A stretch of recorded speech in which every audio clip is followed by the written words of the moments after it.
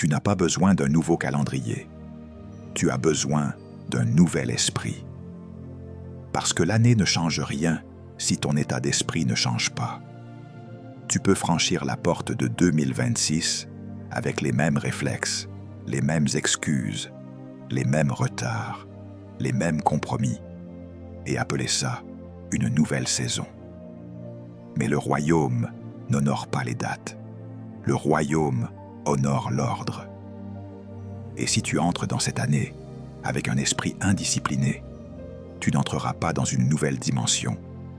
Tu entreras dans une répétition plus chère, plus douloureuse, plus humiliante. Écoute-moi attentivement. Ne fais pas de 2026 un théâtre où tu joues la même pièce avec un décor différent. Ne fais pas de cette année un autel où tu sacrifies ton potentiel à l'autel de tes humeurs. Ne fais pas de cette saison un terrain d'excuses où tu pries beaucoup, mais tu obéis peu. Le problème n'est pas que tu manques de promesses. Le problème est que tu manques de gouvernement intérieur. Et tant que tu ne te gouvernes pas, tu seras gouverné.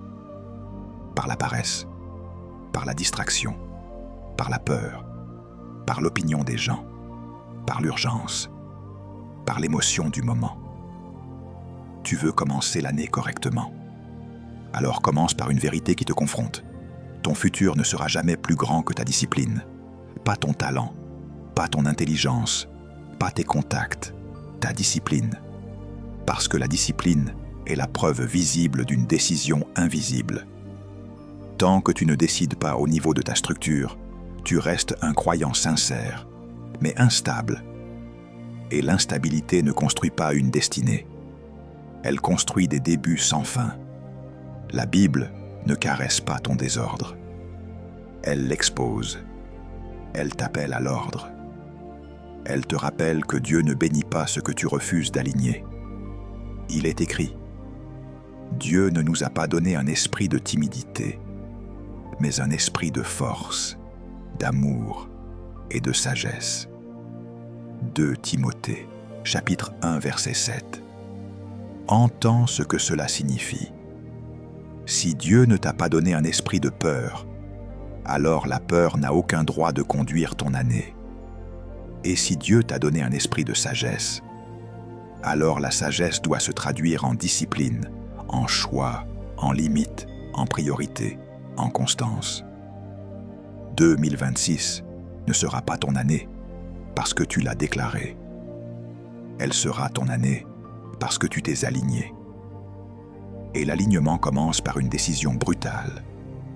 Je ne laisse plus mon état d'esprit ancien entrer avec moi dans la nouvelle saison. Je ne négocie plus avec ce qui détruit mon rythme. Je ne glorifie plus ce qui affaiblit ma volonté. Je ne repousse plus ce que je sais devoir faire.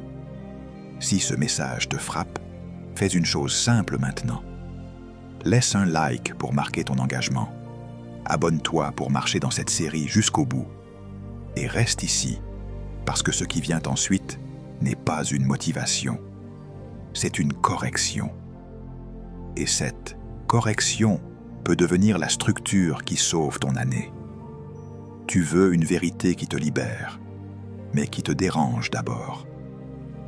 La plupart des hommes perdent leurs années parce qu'ils combattent les mauvais ennemis. Ils prient contre des démons, alors que leur principal adversaire est leur propre indiscipline. Ils accusent l'environnement, alors que leur environnement obéit simplement à leur choix. Ils pointent la famille, alors que la famille n'a pas le pouvoir de gérer ton réveil, ton téléphone, ton emploi du temps, tes décisions, ton niveau d'exigence. Ils cherchent une délivrance, alors que Dieu cherche une maturité. Je vais te le dire calmement, mais clairement. Le diable n'a pas besoin de te détruire si tu peux te détruire toi-même par absence de structure. Le diable n'a pas besoin de fermer des portes si tu passes tes journées à les ignorer. Le diable n'a pas besoin de voler ton avenir si tu l'échanges chaque jour contre du confort immédiat. Le piège le plus sophistiqué n'est pas un sort. C'est une vie sans discipline, parce qu'une vie sans discipline devient une vie sans direction. Et une vie sans direction finit toujours par appeler le chaos destin. Beaucoup de personnes aiment une explication spirituelle à tout, parce que cela soulage leur responsabilité. Si c'est un démon, tu peux rester le même et attendre une prière. Si c'est ta famille, tu peux rester le même et attendre que les autres changent. Si c'est le pays, tu peux rester le même et attendre un miracle économique. Si c'est l'environnement, tu peux rester le même et attendre un contexte idéal. Mais si le problème est ton absence de discipline, alors tu ne peux plus te cacher. Tu dois grandir, tu dois décider, tu dois te gouverner. Et c'est exactement là que la plupart des gens reculent, parce que la discipline te met face à toi-même, sans masque. Écoute bien, Dieu ne négocie pas avec le désordre. Dieu ne bénit pas ceux que tu refuses d'ordonner. Dieu ne multiplie pas ce que tu refuses de gérer.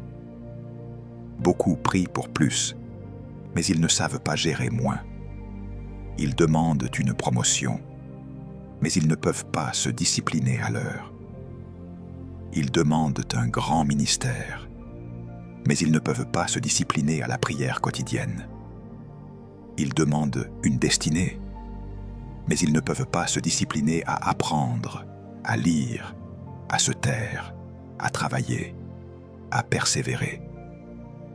Et quand la vie les frappe, ils expliquent leur effondrement par une attaque spirituelle, alors que leur effondrement était la conséquence d'une absence de structure. La discipline personnelle, c'est la capacité de faire ce qui doit être fait, même quand tu n'en as pas envie. C'est la capacité de mettre tes émotions à leur place et de mettre la vérité en tête. C'est la capacité de dire non à ce qui te nourrit maintenant, pour dire oui à ce qui te construit pour demain. Et voici le choc. Tant que tu ne développes pas cette capacité, tu restes un enfant spirituel, même si tu connais des versets. Tu restes une personne excitée, mais instable. Tu restes un croyant passionné, mais non fiable. Et l'année ne récompense pas la passion. Elle récompense la constance. Regarde ta vie comme un royaume. Dans un royaume, il y a un trône. Et sur ce trône, il y a toujours quelqu'un. Si ce n'est pas toi qui sièges, quelque chose d'autre siège. Si ce n'est pas ton esprit aligné sur la parole, alors ce sont tes humeurs qui gouvernent. Si ce n'est pas ta vision, alors c'est l'urgence qui gouverne. Si ce n'est pas la sagesse, alors c'est l'impulsion qui gouverne. Et un royaume gouverné par l'impulsion finit en ruine, même s'il a reçu de grandes promesses. Tu dois comprendre ceci dès maintenant, en entrant dans 2026. Tu ne peux pas vivre au hasard et prier pour une destinée précise. Tu ne peux pas semer le désordre et réclamer l'ordre. Tu ne peux pas nourrir la distraction et demander de la concentration. Tu ne peux pas dormir avec tes objectifs et te réveiller surpris de ne pas les voir grandir. Tout ce qui grandit dans ta vie grandit parce que tu l'as nourri. Et tout ce qui meurt, meurt parce que tu l'as négligé. Cela s'appelle la loi. La Bible appelle cela la sagesse. Et la sagesse n'est pas une émotion spirituelle. La sagesse est une gouvernance. La sagesse est une décision répétée. La sagesse est une discipline. Quand Jésus dit que l'homme sage bâtit sur le roc, il ne parle pas d'un homme qui ressent des choses. Il parle d'un homme qui obéit et qui structure. Le roc, c'est la stabilité. Le roc, c'est l'ordre. Le roc, c'est la discipline qui tient quand la tempête arrive. Parce que la tempête arrivera. Et l'année va tester ta structure. Tu dis que tu veux changer. Très bien. Mais un changement de vie sans changement de discipline, c'est une illusion religieuse. Tu peux pleurer à l'église et rester indiscipliné à la maison. Tu peux crier « Amen » et continuer à procrastiner. Tu peux jeûner et continuer à gaspiller ton temps. Tu peux écouter des enseignements et continuer à vivre comme si aucun enseignement ne t'avait traversé. Et tu peux entrer dans une nouvelle année avec une ancienne mentalité et appeler cela foi. Mais la foi biblique n'est pas une négation des lois. La foi est une coopération avec les principes du royaume. Je vais te corriger avec amour, mais sans douceur inutile. Tu ne peux pas tout attribuer aux démons quand tu refuses de dire non. Tu ne peux pas tout attribuer à ta famille quand tu refuses de te discipliner. Tu ne peux pas tout attribuer à ton environnement quand tu refuses de choisir un environnement intérieur différent. La discipline est ton premier niveau de délivrance. Parce que la discipline ferme des portes que tu laisses ouvertes par négligence. Et quand tu fermes ces portes, tu réalises quelque chose de choquant. Une grande partie de ce que tu appelais « attaque » était une conséquence. Tu veux une année différente. Alors arrête d'expliquer ta vie. Commence à la gouverner. Parce que le royaume ne te demande pas d'être parfait. Il te demande d'être responsable. Il ne te demande pas d'être extraordinaire dans un jour. Il te demande d'être discipliné chaque jour. Et c'est là que 2026 se décide. Pas dans tes proclamations, dans ton gouvernement intérieur. Voici la révélation centrale que tu dois porter comme un feu dans ton esprit. Le problème principal de l'homme n'est pas les démons, ce n'est pas l'environnement, ce n'est pas la famille. Le problème principal est le manque de discipline personnelle. Parce que sans discipline, tu n'as pas de direction. Sans direction, tu n'as pas de cohérence. Et sans cohérence, tu n'as pas de résultat. Et une vie sans résultat finit toujours par douter de Dieu, alors que Dieu n'a jamais échoué. Ce qui a échoué, c'est l'ordre. Si tu veux honorer Dieu en 2026, commence par l'honorer dans ton emploi du temps. Commence par l'honorer dans ta constance. Commence par l'honorer dans tes limites. Commence par l'honorer dans tes choix répétés.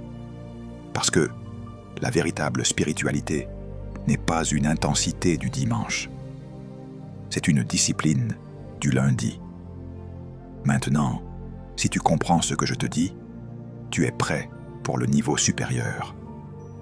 Parce que je vais t'enseigner la discipline comme un principe du royaume, pas comme une punition humaine. Et quand tu comprendras cela, tu arrêteras de fuir la discipline.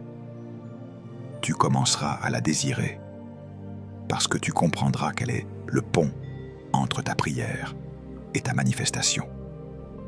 Tu dois maintenant corriger une image fausse qui t'a été transmise.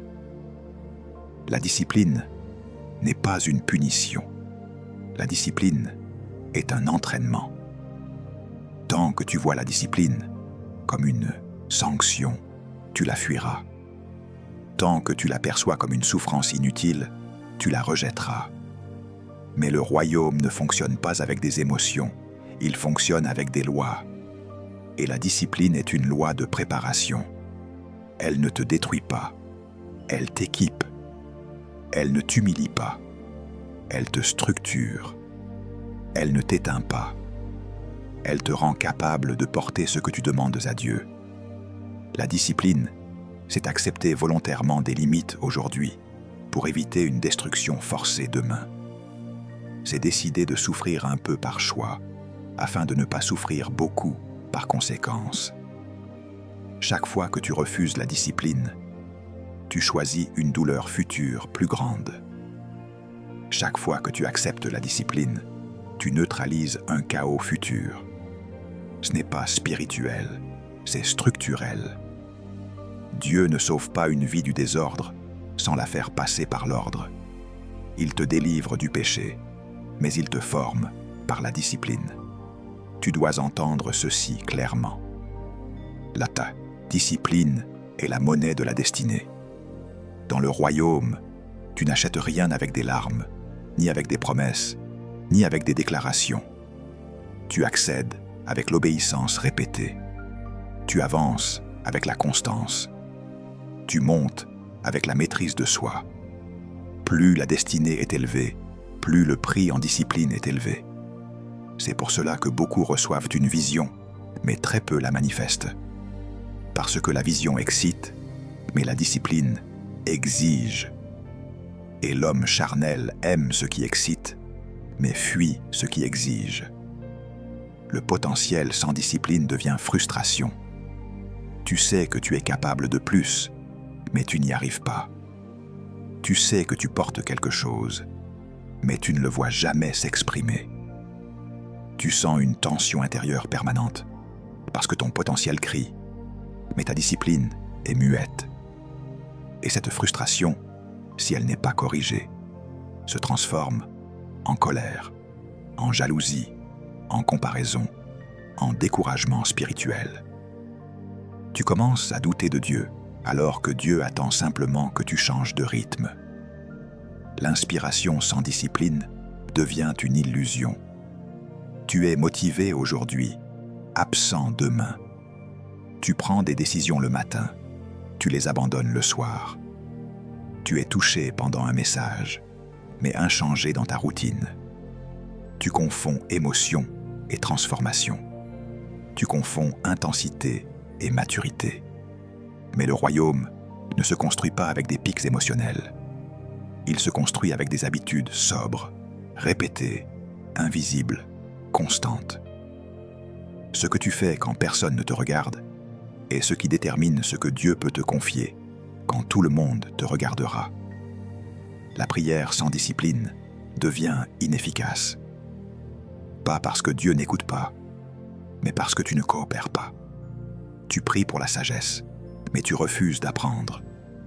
Tu pries pour la faveur, mais tu refuses la ponctualité.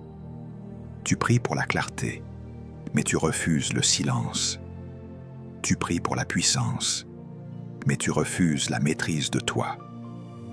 Et ensuite, tu dis que Dieu tarde. Dieu ne tarde pas. Il attend que tu sois aligné avec ce que tu demandes. Comprends ceci.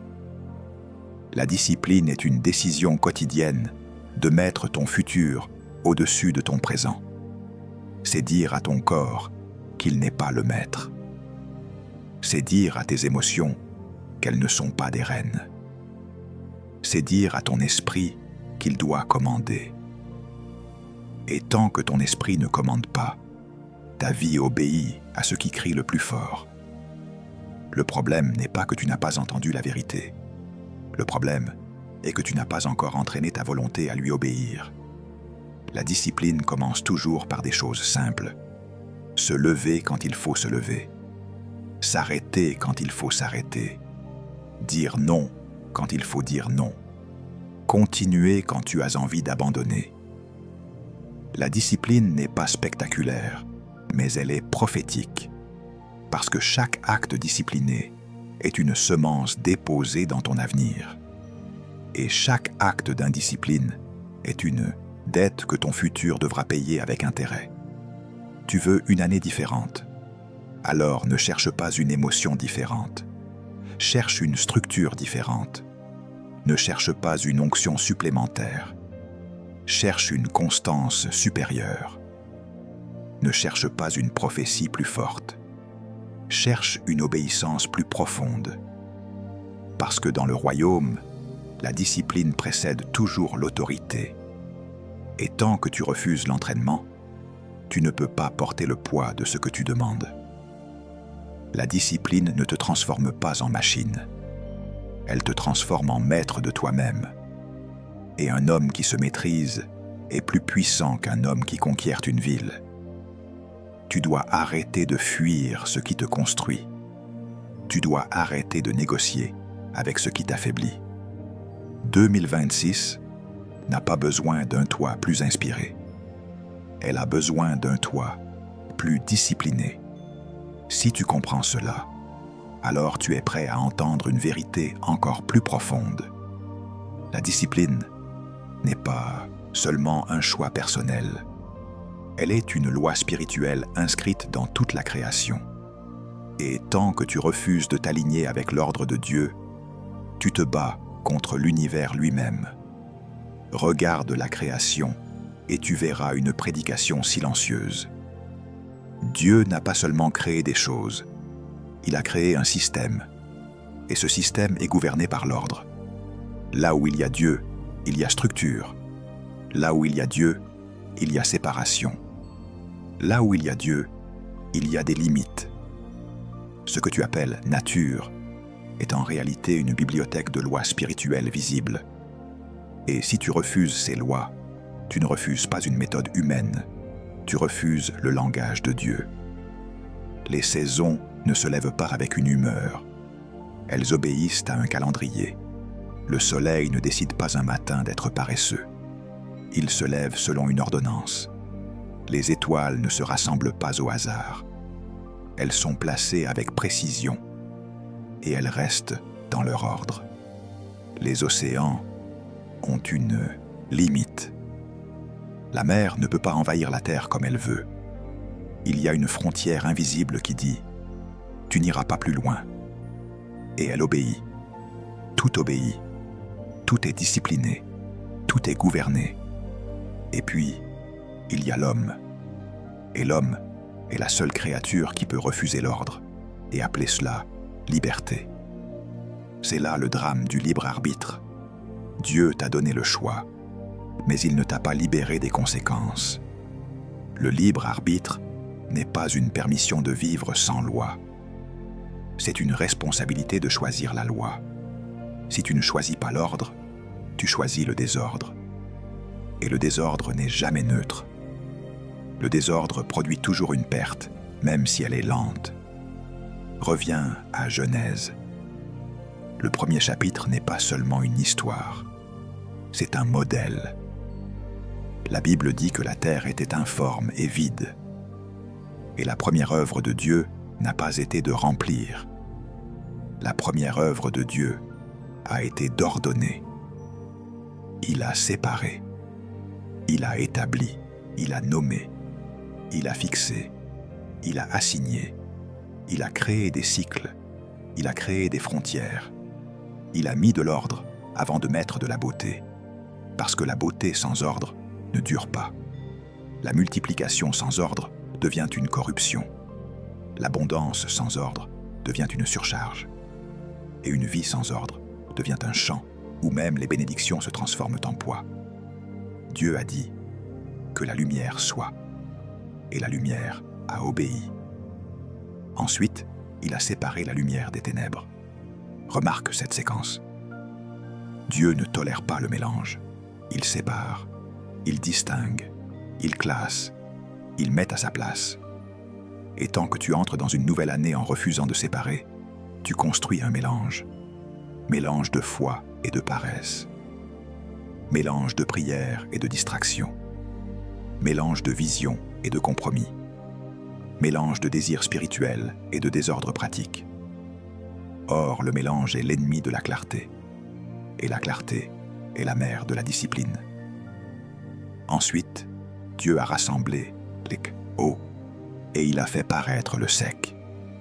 Ça signifie quelque chose pour toi.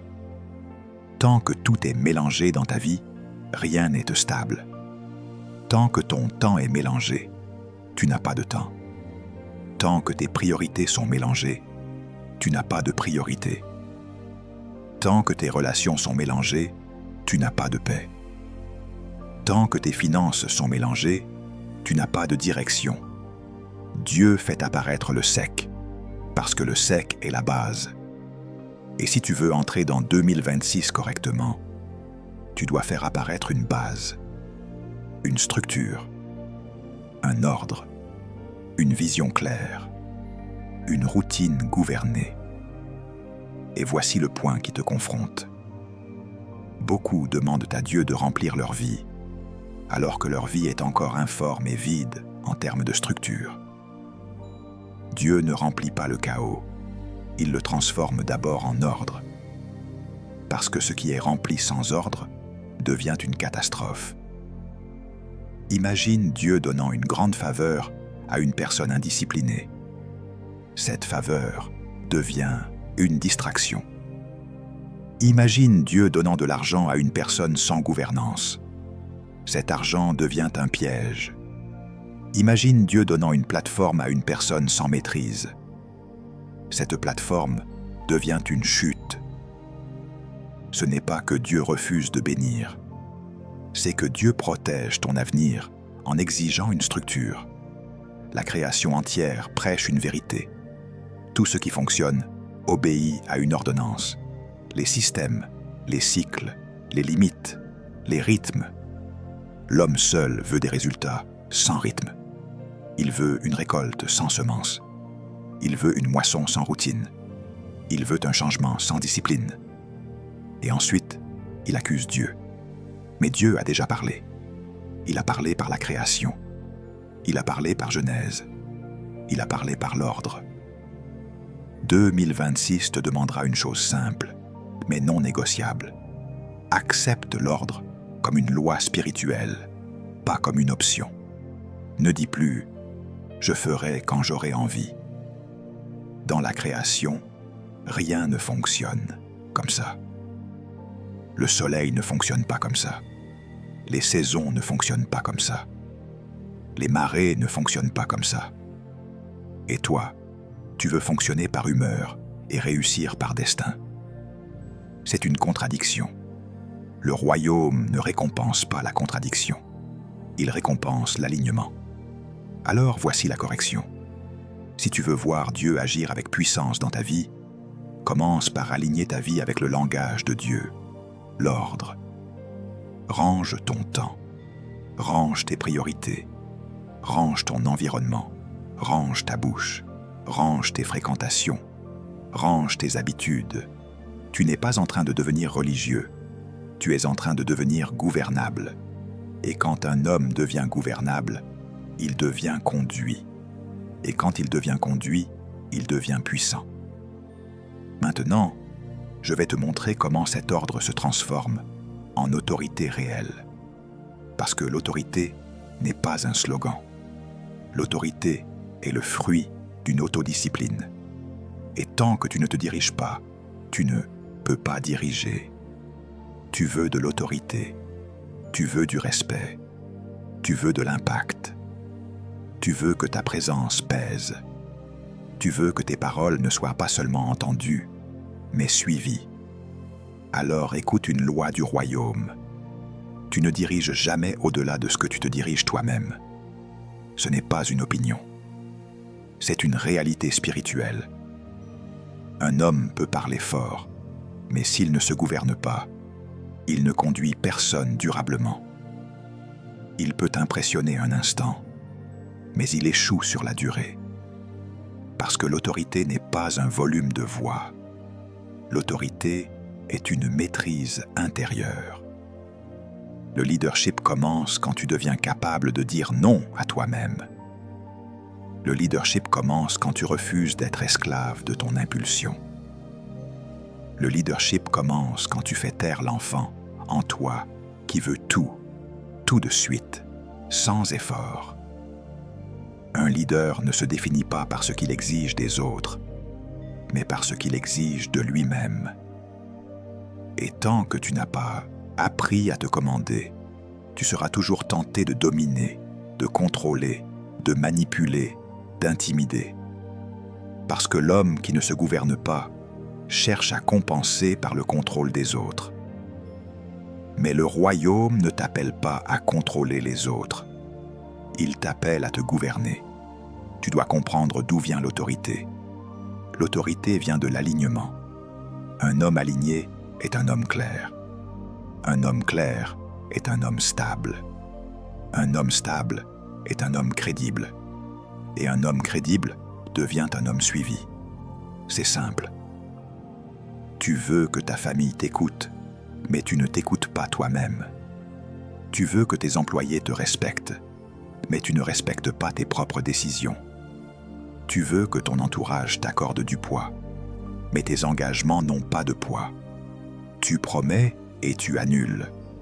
Tu commences et tu abandonnes. Tu annonces et tu recules.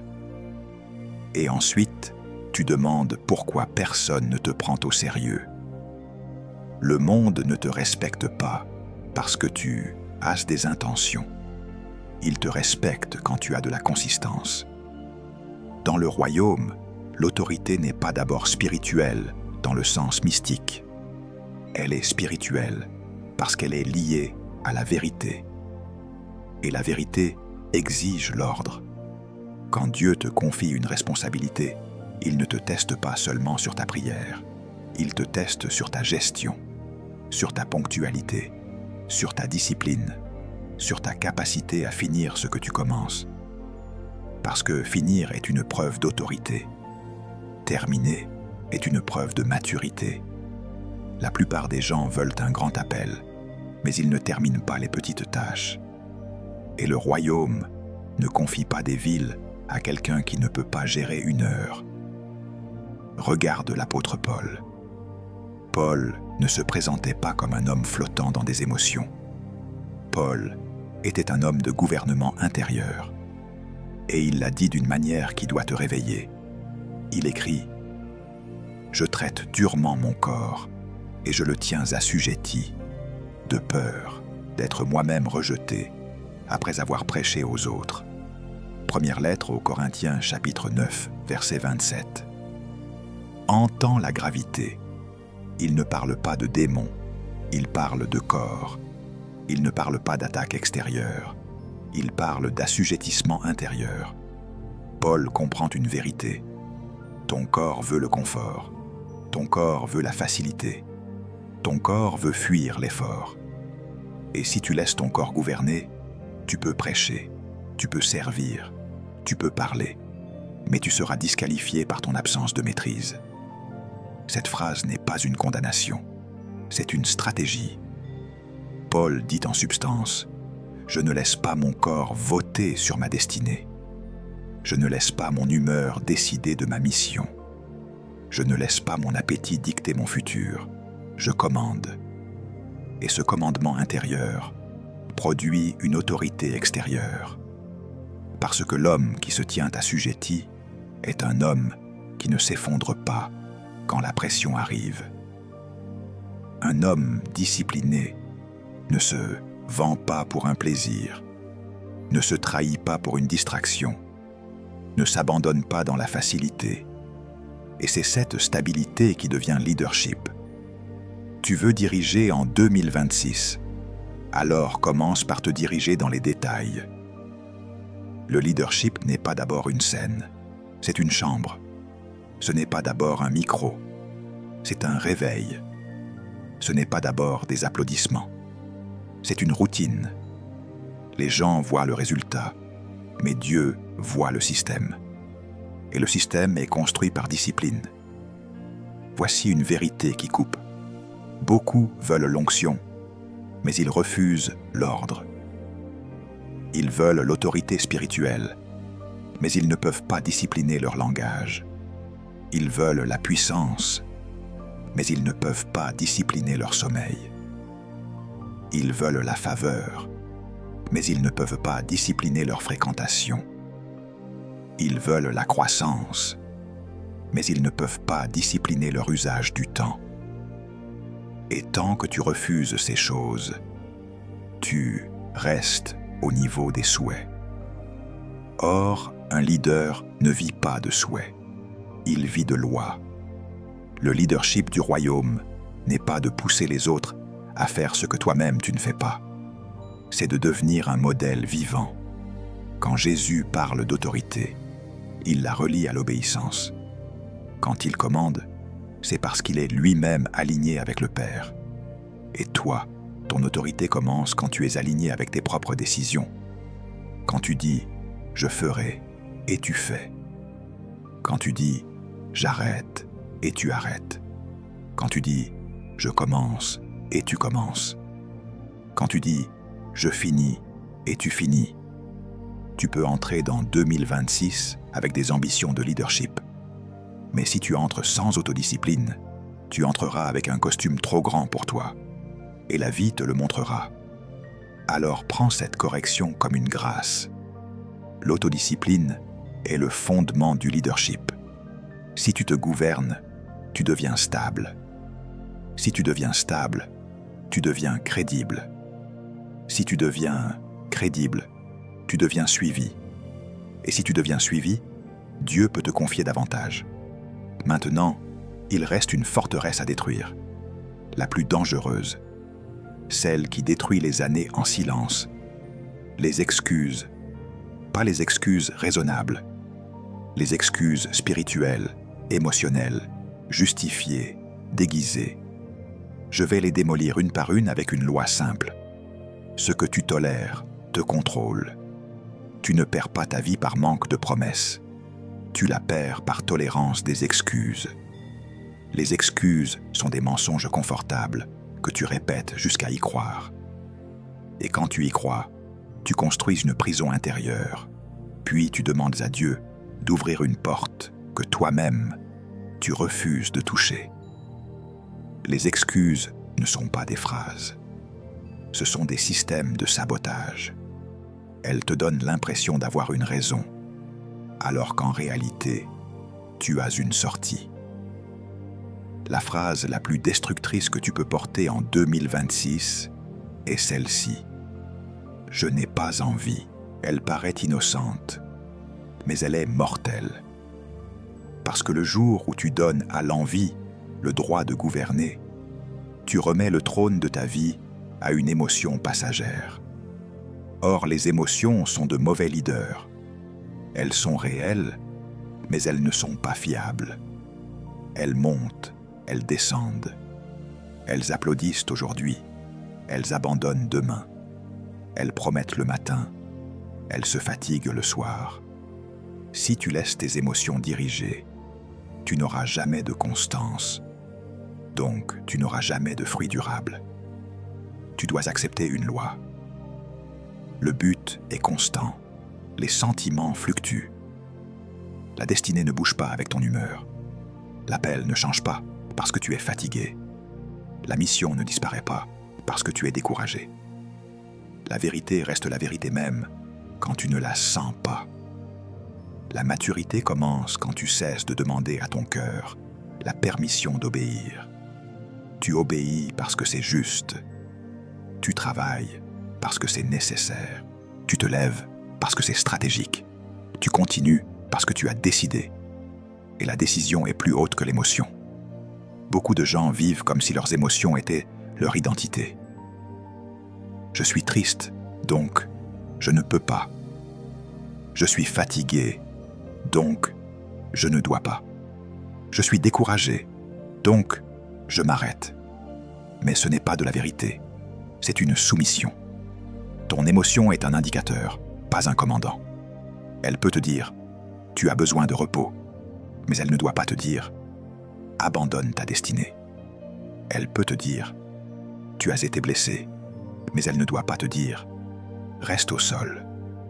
Elle peut te dire « tu as peur », mais elle ne doit pas te dire « recule ». La discipline, c'est quand tu reconnais tes émotions, mais tu refuses de leur donner le volant. Maintenant, écoute-moi attentivement. Les excuses aiment se déguiser en spiritualité. Tu dis « j'attends que Dieu me guide ». Mais en réalité, tu attends que Dieu fasse à ta place ce que tu refuses de faire. Dieu t'a déjà guidé sur beaucoup de choses. Travaille, apprends, prie, obéis, pardonne, planifie, sois fidèle. La guidance ne remplace pas la discipline. La guidance te donne une direction. La discipline te donne une trajectoire. Tu peux être guidé et rester immobile si tu n'es pas discipliné. Beaucoup de personnes reçoivent une parole, puis elles l'utilisent comme un oreiller, au lieu de l'utiliser comme un ordre. Il y a aussi l'excuse du temps. Je n'ai pas le temps. Non, tu as le temps, mais tu n'as pas l'ordre. Tout homme a 24 heures. La différence n'est pas dans la quantité, elle est dans la gouvernance. Ce que tu appelles manque de temps est souvent un excès de distraction, un excès de discussion inutile, un excès de navigation sans but, un excès de sommeil non géré, un excès de procrastination déguisée en fatigue. Et tant que tu refuses de regarder cela en face, tu resteras dans le mensonge confortable. Mais 2026 ne va pas respecter ton mensonge. Elle va produire tes résultats, pas tes intentions. Il y a l'excuse du passé. Je suis comme ça. Chez nous, c'est comme ça. J'ai toujours été comme ça. Écoute la vérité. Ton passé explique, mais il ne gouverne pas. Ton histoire te raconte d'où tu viens, mais elle n'a pas le droit de décider où tu vas. Le royaume ne te juge pas sur ton origine, il te juge sur ton choix présent. Et tant que tu utilises ton passé comme justification, tu transformes ton histoire en prison. La grâce de Dieu n'est pas seulement le pardon. La grâce est une puissance de transformation. Et cette transformation se manifeste quand tu acceptes de sortir des excuses. Il y a l'excuse des gens. Personne ne m'aide. On ne me soutient pas. On ne me comprend pas. Écoute, le soutien est un bonus, pas une base. La validation est agréable, mais elle n'est pas une condition. Si tu attends que les gens t'approuvent pour obéir à ta mission, tu as déjà choisi d'être esclave de leur opinion. Et l'opinion est un maître cruel. Aujourd'hui, elle te loue. Demain, elle t'oublie. Un homme discipliné ne construit pas avec les applaudissements, il construit avec la conviction. Le point est simple. La discipline gouverne les émotions. La discipline dit « Je fais ce qui doit être fait, même quand je ne le sens pas. » Et quand tu fais cela, tu découvres une loi psychologique et spirituelle. L'action correcte finit par produire l'émotion correcte. Tu n'attends pas la motivation pour agir. Tu agis pour générer une nouvelle motivation. Parce que la motivation est souvent un résultat, pas une cause. Si tu veux entrer dans 2026 avec une mentalité du royaume, tu dois enterrer une phrase. « Je n'ai pas envie ». Remplace-la par « J'ai décidé ». Tu dois enterrer une autre phrase. « Un jour ». Remplace-la par « Aujourd'hui ». Tu dois enterrer une autre phrase. « Quand je serai prêt ». Remplace-la par « Je m'entraîne en le faisant ». Parce que la discipline n'est pas un talent que tu attends, c'est une capacité que tu construis. Et maintenant que les excuses tombent, tu es prêt à bâtir ce qui remplace l'excuse, l'habitude. Parce que tu ne changes pas une année par des discours. Tu changes une année par des schémas quotidiens. Et ces schémas ne sont pas neutres. Ils prophétisent ton avenir. Tu veux une transformation réelle. Alors arrête de chercher un moment fort et commence à construire un système fort. La destinée ne se construit pas dans les émotions. Elle se construit dans l'emploi du temps. Ce que tu fais chaque jour finit toujours par devenir ce que tu es. Et ce que tu es finit toujours par déterminer ce que tu reçois, ce que tu portes, ce que tu manifestes. Le problème de beaucoup de croyants n'est pas un manque de foi. C'est un manque de structure quotidienne.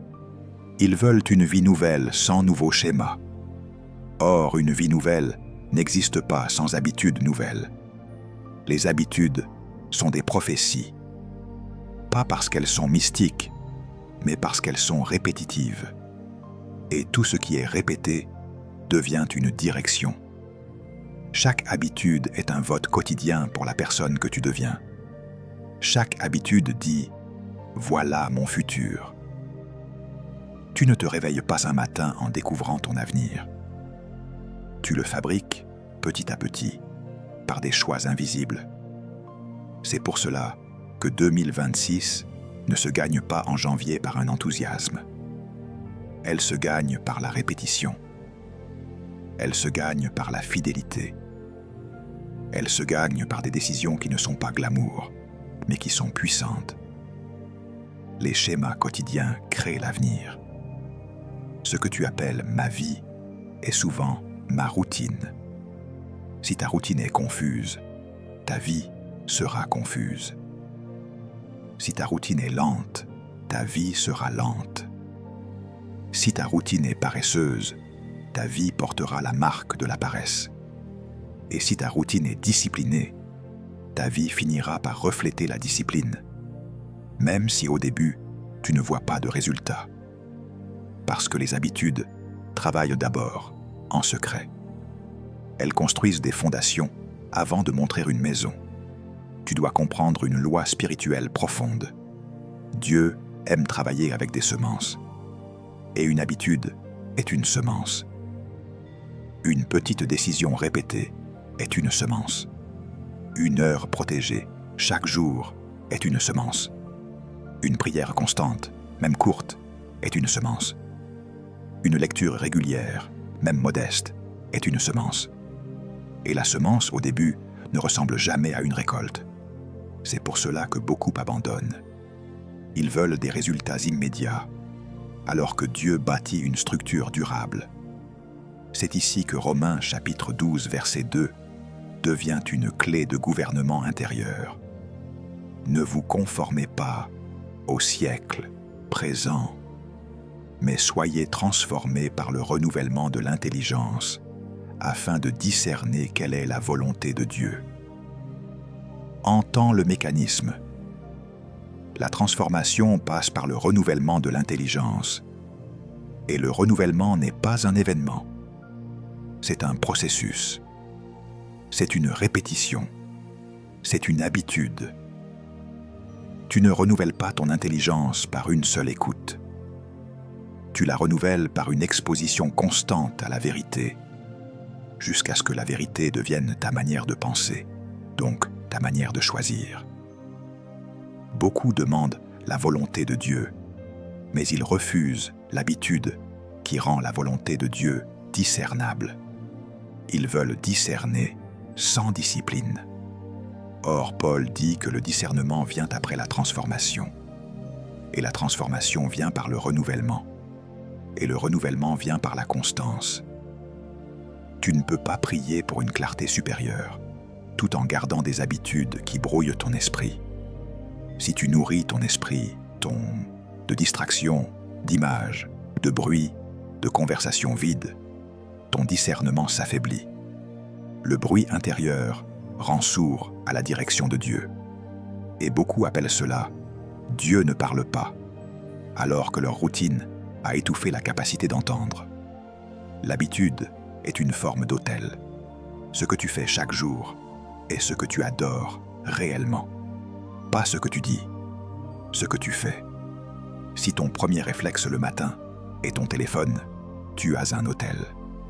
Si ton premier réflexe est la plainte, tu as un autel. Si ton premier réflexe est la prière, tu as un autel.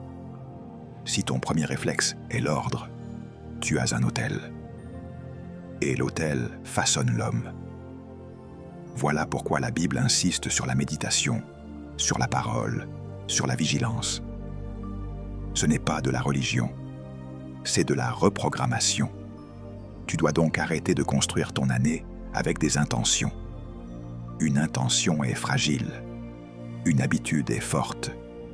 Une intention a besoin d'émotions pour survivre. Une habitude a besoin d'un système pour durer. Et un système, c'est une décision codée dans ton quotidien. C'est un horaire. C'est une limite. C'est un choix anticipé. C'est une stratégie contre ton futur toi-même quand il sera fatigué, distrait, tenté. La discipline, c'est prévoir la faiblesse et mettre une barrière avant que la faiblesse ne te gouverne. Voici une correction directe. Si tu veux que 2026 change, tu dois changer ce que tu répètes. Parce que ce que tu répètes devient ton caractère. Et ton caractère devient ton plafond ou ta plateforme.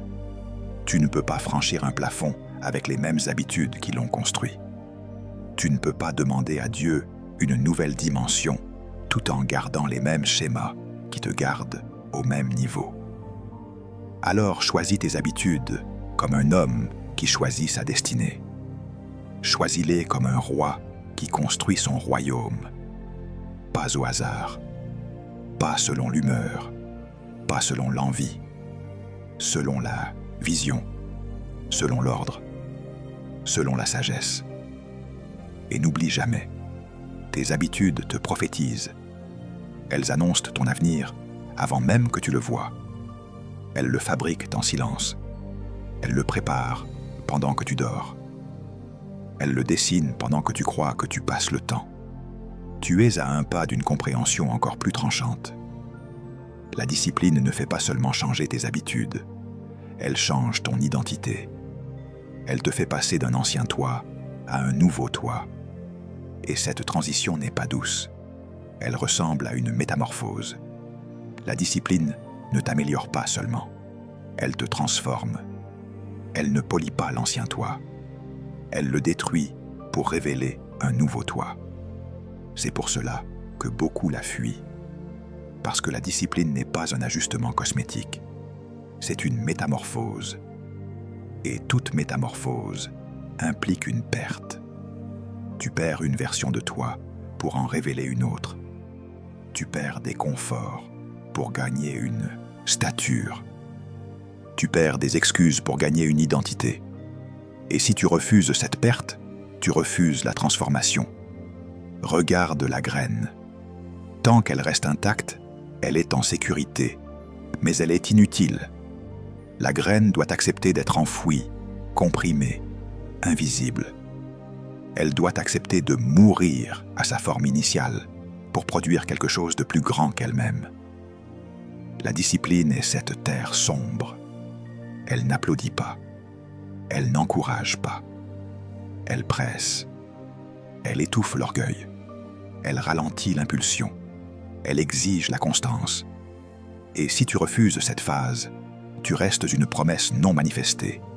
Tu restes une graine brillante sur une étagère, admirée, mais stérile. Ensuite vient le cocon. Le cocon est une prison volontaire. Le papillon ne se transforme pas dans l'agitation. Il se transforme dans l'isolement. Le cocon n'est pas confortable. Il est étroit. Il est silencieux. Il est lent. Mais c'est là que l'ancienne structure se dissout. Les muscles de la chenille disparaissent. Les organes se réorganisent. Ce qui te faisait ramper est détruit pour te permettre de voler. Et c'est ici que beaucoup échouent. Ils quittent le processus trop tôt. Ils confondent inconfort et erreur. Ils appellent mauvaise saison, ce qui est en réalité une saison de transformation. La discipline est ton cocon. Elle te retire des distractions. Elle t'impose des limites. Elle t'oblige à faire face à toi-même. Et si tu la respectes, elle te donne des ailes. Considère maintenant le sculpteur et le marbre. Le marbre ne choisit pas où le ciseau frappe. Chaque coup enlève quelque chose. Chaque coup semble violent. Mais le sculpteur ne détruit pas. Il révèle. Il enlève ce qui n'est pas la statue. La discipline agit de la même manière. Elle enlève des habitudes inutiles. Elle enlève des fréquentations toxiques. Elle enlève des comportements immatures. Elle enlève des réflexes charnels. Et à chaque coup, ton ancien toi crie. Il se plaint. Il résiste. Il négocie. Mais si tu fais confiance au processus, tu découvres une vérité. Ce que la discipline enlève n'était jamais ton vrai toi. C'était un excès, un parasite, une couche de peur, de paresse, de désordre. La discipline détruit l'ancien soi, pas pour t'humilier, mais pour te libérer. L'ancien soi vit par impulsion. Il réagit, il procrastine, il justifie, il fuit l'effort, il aime les raccourcis, il cherche la gratification immédiate. Et tant que cet ancien soi n'est pas crucifié par des choix répétés, il sabotera chaque nouvelle saison. Tu peux changer d'année, changer de prière, changer d'entourage. Mais si l'ancien soi est intact, il reconstruira le même désordre avec de nouveaux outils. Le nouveau soi, lui, naît dans la discipline. Il est calme, il est intentionnel, il est patient. Il comprend que la puissance n'est pas dans la vitesse, mais dans la maîtrise.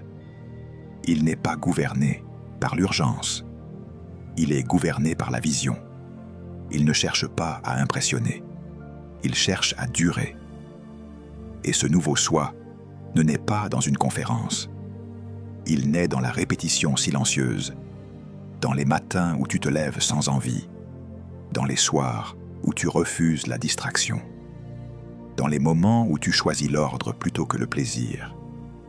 La métamorphose est douloureuse parce qu'elle est honnête. Elle ne te permet pas de tricher. Tu ne peux pas voler avec des muscles de chenille. Tu ne peux pas porter une nouvelle stature avec une ancienne discipline. Tu ne peux pas entrer dans 2026 avec un esprit de 2025 et espérer un résultat différent. La discipline te force à faire un choix clair. Rester ce que tu connais ou devenir ce que tu es appelé à être. Et voici la vérité la plus tranchante. Personne ne peut faire cette métamorphose à ta place. Pas ton pasteur, pas ton mentor, pas ta famille, pas ton entourage. Ils peuvent t'encourager, mais ils ne peuvent pas obéir pour toi. Ils peuvent prier, mais ils ne peuvent pas se lever à ta place. Ils peuvent parler, mais ils ne peuvent pas choisir à ta place. La discipline est personnelle, parce que la destinée est personnelle. Si tu acceptes cette métamorphose, tu découvriras quelque chose de puissant. La discipline, au début, semble te restreindre, mais à la fin, elle t'élargit. Elle te donne une liberté que la facilité ne donnera jamais. La liberté de dire non, la liberté de rester concentré, la liberté de finir, la liberté de rester debout quand les autres abandonnent. Et cette liberté devient ta signature. Elle devient ton témoignage. Elle devient ton autorité. Tu es maintenant prêt pour la partie la plus pratique et la plus dangereuse. Dangereuse parce qu'elle enlève toute spiritualisation inutile. Dangereuse parce qu'elle rend la transformation prévisible. Quand la discipline devient concrète, mesurable, répétable, le changement n'est plus un mystère. Il devient une conséquence. Tu veux une année différente, mais tu dois accepter une vérité que peu de gens acceptent. La transformation devient prévisible quand elle devient structurée. Ce que tu appelles miracle devient souvent méthode quand tu obéis aux lois. Et quand tu obéis aux lois, la progression devient mathématiquement prévisible. Pas parce que Dieu est une formule, mais parce que Dieu est un Dieu d'ordre. Si tu fais les mêmes choses avec la même constance, tu obtiendras les mêmes résultats. Et si tu changes ce que tu fais avec une nouvelle constance, tu changeras nécessairement ce que tu récoltes. Tu veux entrer dans 2026 avec un esprit du royaume. Alors, fais de ta journée un hôtel. Pas un hôtel d'émotion, un hôtel de structure. Le matin n'est pas seulement un moment. Le matin est un gouvernement. Le matin décide qui dirige ta journée. Si tu te lèves tard, tu remets le trône à l'urgence. Si tu te lèves tôt, tu prends le trône avant que le bruit n'arrive. Se lever tôt n'est pas une mode, c'est une stratégie. C'est déclarer à ton corps, tu ne conduiras pas ma destinée. C'est déclarer à ton temps, tu ne seras plus gaspillé. C'est déclarer à ton esprit, tu seras nourri avant d'être sollicité. Le premier mouvement doit être la prière. Pas une prière pour sentir quelque chose, une prière pour aligner. Tu ne pries pas seulement pour demander. Tu pries pour te positionner. Tu pries pour te rappeler qui tu es, qui est Dieu et ce que tu dois faire. Tu pries pour reprendre l'autorité sur ton âme, parce que l'âme se disperse et la prière rassemble. La prière, quand elle est disciplinée, devient une ancre, pas une fuite. Une ancre. Ensuite, tu lis. Tu lis parce que l'ignorance est un sabotage silencieux. Tu lis la parole pour renouveler ton intelligence. Tu lis aussi pour grandir en sagesse, en compétence, en clarté. Beaucoup veulent des résultats supérieurs avec des connaissances inférieures. C'est une contradiction. 2026 exigera une mise à niveau. Et cette mise à niveau se fait par la lecture disciplinée. Même si c'est peu au début. Peu, mais chaque jour.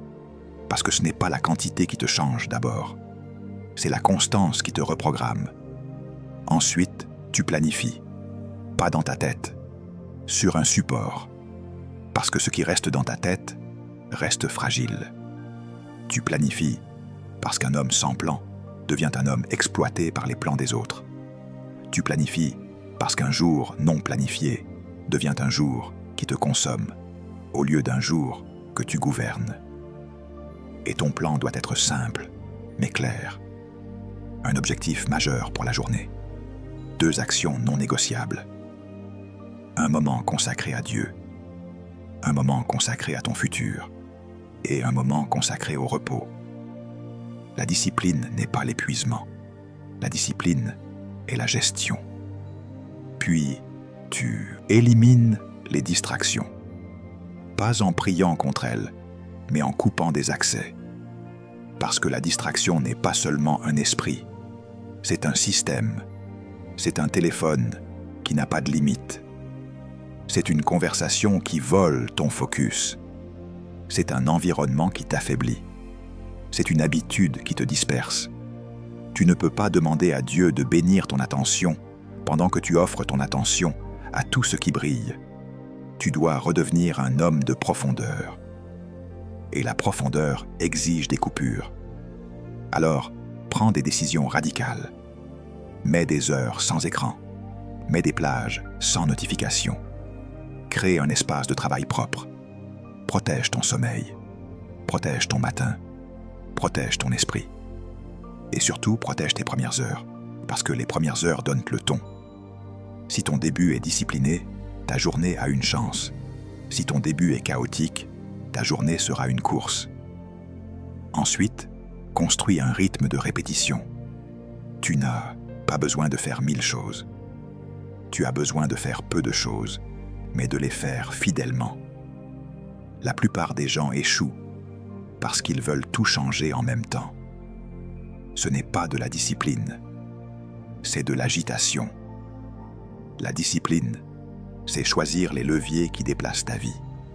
Se lever à l'heure, prier chaque jour, lire chaque jour, planifier chaque jour, travailler sur ton projet chaque jour, même un peu, éliminer une distraction majeure, et garder cela jusqu'à ce que ce soit ton identité. Et voici le point qui va te réveiller. Si tu fais cela avec une constance réelle, la transformation devient prévisible. Tu ne peux pas prier, lire, planifier, travailler, éliminer les distractions et rester le même homme. C'est impossible. Ce n'est pas mystique. C'est une loi. Les résultats deviennent inévitables quand la discipline devient régulière. L'inévitable n'est pas un miracle soudain. L'inévitable est un cumul. Mais je dois aussi te corriger sur une chose. Ne fais pas ces actions pour impressionner Dieu. Fais-les pour coopérer avec Dieu. Parce que Dieu travaille avec des hommes alignés. Dieu se manifeste plus fortement dans une vie structurée, parce qu'une vie structurée peut porter le poids de sa faveur. Alors maintenant, je te donne une direction claire pour 2026. Chaque matin, choisis l'ordre avant l'émotion. Chaque jour, choisis la fidélité avant l'excitation. Chaque soir, choisis la préparation avant la distraction. Et quand tu tombes, relève-toi sans drame, mais avec décision. La discipline n'est pas l'absence de chute. La discipline est la vitesse de retour dans l'ordre. Tu es arrivé au point où tout doit devenir une décision immédiate. Pas demain, pas la semaine prochaine, aujourd'hui. Parce que si tu sors de cette parole et tu repousses, tu viens de prouver que l'ancien esprit est encore sur le trône. Et c'est exactement ce que tu dois refuser en entrant dans 2026. Tu as assez entendu. Maintenant, tu dois choisir. Parce que la vérité qui ne devient pas décision devient une condamnation silencieuse. Tu ne peux pas sortir de ce message avec la même passivité et prétendre que tu as reçu une révélation. Une révélation qui ne produit pas un changement de structure n'est qu'une information spirituelle de plus, et tu n'as pas besoin d'information. Tu as besoin d'un basculement intérieur. 2026 n'attend pas que tu te sentes prêt. Elle avance, et elle va récompenser celui qui s'aligne, pas celui qui rêve. Voici ton moment. Pas demain, pas un jour, maintenant. Le royaume ne te demande pas la perfection, il te demande la décision. La décision de ne plus vivre gouverné par l'envie. La décision de ne plus être un croyant qui commence et qui abandonne. La décision de ne plus négocier avec la distraction. La décision de ne plus spiritualiser l'indiscipline. Parce qu'à partir d'aujourd'hui, tu sais. Et ce que tu sais t'oblige. Je te parle comme à un homme qui porte une destinée. Tu n'as pas été créé pour survivre d'une année à l'autre. Tu as été créé pour régner, pour bâtir, pour impacter, pour laisser une trace. Mais tu ne régneras jamais sur ta vie si tu refuses de te gouverner. Et si tu refuses de te gouverner, tu seras gouverné. Tu seras gouverné par les circonstances, par la peur, par la pression sociale, par l'urgence, par le confort. Tu seras gouverné par tout ce qui parle fort. Et ton année ressemblera à une course sans destination. Alors décide maintenant. Fais la paix avec la discipline. Ne la vois plus comme une prison. Vois-la comme une alliance. La discipline est l'alliance qui protège ton appel. La discipline est le mur qui garde ton esprit. La discipline est la porte qui garde ton temps. La discipline est l'autel qui garde ta destinée. Je veux que tu prennes un engagement concret, tout de suite. Pas un engagement émotionnel, un engagement structuré. Tu vas te lever à une heure définie. Tu vas prier chaque jour. Tu vas lire chaque jour. Tu vas planifier chaque jour. Tu vas éliminer une distraction majeure. Tu vas protéger ton esprit. Tu vas cesser de dire « je n'ai pas envie » et tu vas commencer à dire « j'ai décidé ». Et tu vas tenir, non pas par la force de ton caractère ancien, mais par la puissance du Saint-Esprit et par l'ordre que tu construis. 2026 peut devenir ton année la plus stable, pas la plus bruyante, la plus stable, parce que la stabilité produit la croissance. La croissance produit l'autorité, et l'autorité produit l'impact. Ne cherche pas à impressionner, cherche à devenir. Ne cherche pas à paraître, cherche à obéir. Ne cherche pas une émotion, cherche une structure. Maintenant, je vais prier. Et cette prière n'est pas une fin, c'est un saut, c'est un engagement spirituel, c'est une séparation, c'est un alignement. Et si tu l'as prise avec vérité, tu ne sortiras pas de cette prière comme tu y es entré. Père éternel, Dieu vivant, Roi des siècles, je viens devant toi avec un cœur exposé, sans masque, sans excuse, sans justification. Je reconnais que je ne peux pas porter une nouvelle saison avec un ancien gouvernement intérieur. Je reconnais que j'ai souvent demandé des résultats supérieurs, tout en gardant des habitudes inférieures. Je reconnais que j'ai parfois accusé l'ennemi, l'environnement, les autres, alors que le combat le plus urgent était en moi, dans ma discipline, dans ma constance, dans mes choix quotidiens. Aujourd'hui, je ne viens pas seulement pour être touché, je viens pour être transformé. Père, je me repens. Je me repens de la paresse que j'ai tolérée. Je me repens de la distraction que j'ai appelée repos. Je me repens des compromis que j'ai appelés prudence. Je me repens des retards que j'ai justifiés par des émotions. Je me repens des promesses non tenues, des commencements sans fin, des décisions abandonnées. Je me repens de toutes les fois où j'ai prié sans obéir, où j'ai écouté sans appliquer, où j'ai reçu des révélations sans changer de structure. Seigneur, lave-moi, purifie-moi, réaligne-moi. Que mon esprit soit restauré dans la vérité, que mon âme soit délivrée de l'instabilité, que mon cœur soit libéré de la double pensée. Père, je te demande maintenant la discipline.